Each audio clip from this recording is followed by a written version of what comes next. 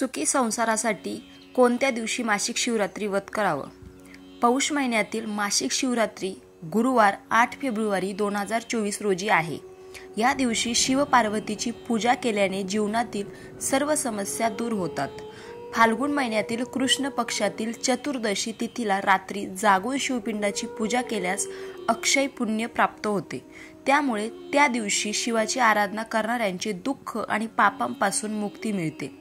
सर्व भौतिक सुख प्राप्त होते. या तिथीला माता पार्वती आणि भगवान शिव यांचा विवाह झाला अशी मान्यता आहे.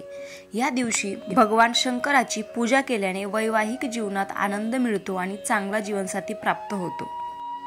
ओम नमो भगवते दक्षिणामूर्तये मह्यम मेधा प्रयच्छ स्वाहा.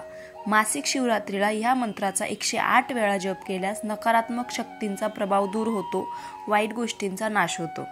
ओम ईशानाय नमः.